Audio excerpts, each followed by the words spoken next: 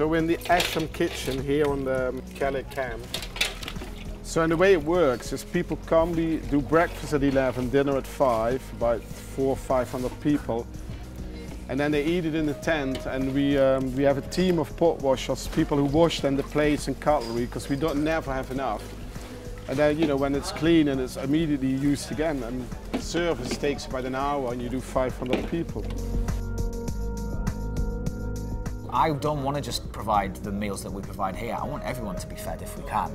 We're talking about some bigger plans at the minute to try and join up all of the grassroots organisations who are feeding people.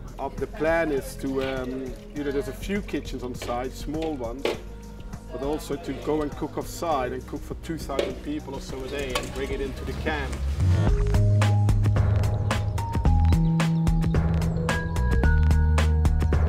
People saw the picture of that young Syrian boy on the beach and they were upset, justifiably.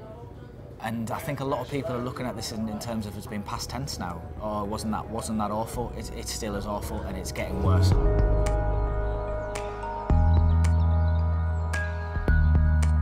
It's always been my plan to get involved in the food production and distribution for the whole camp and organize it better, as there's many good, willing volunteers working very hard.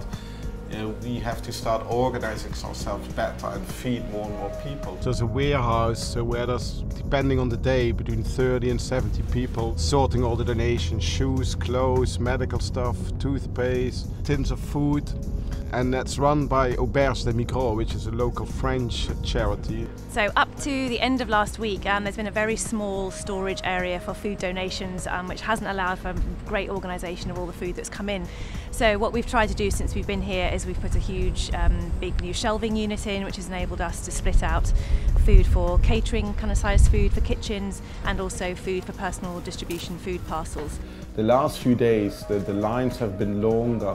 When we run out of food, and we're already cooking hundreds of meals a day more, but every day when we run out, there's still a queue, and that's heartbreaking to see. So the big kitchen will be open earlier, so we can do this quicker and make sure that the food gets to the people who really need it, and in the numbers it's needed.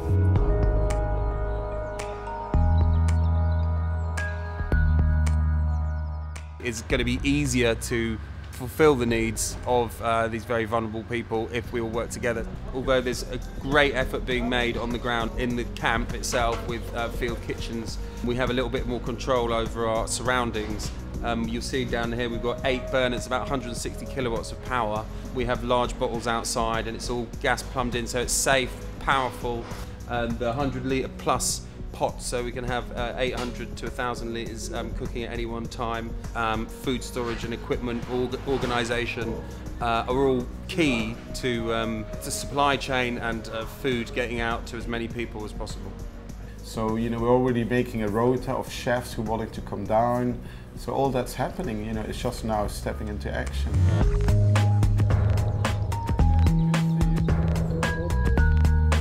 Tomorrow we'll be opening the kitchen, and that's really exciting. And as we've been talking more about, you know, the work which started in the ashram, talking about it on social media, there's a lot more support coming in. There's still a lot more we need, but it's really positive that that's all that's happening. So today is the first day of the kitchen, the refugee community kitchen being open. Today we are cooking for the volunteers in the warehouse, mainly because we want to make sure the kitchen is fully operational, making sure everything works. And then tomorrow, going forward, we will hope to then be feeding the people in the camps. The ashram is one of the 3 kitchens on site, basically. We've got ashram, Calais kitchen, and what we call the Belgium kitchen. They keep doing what they're doing, and we're working together. So we've got a pool of volunteers, people who come and cook, people who come and help. We pool the vegetables and all the donations we get, so every kitchen has what it needs. And what we've done in the last 2 weeks with my team, we came out with 4 or 5 points in camp, what we call distribution points, where we're going to distribute the food.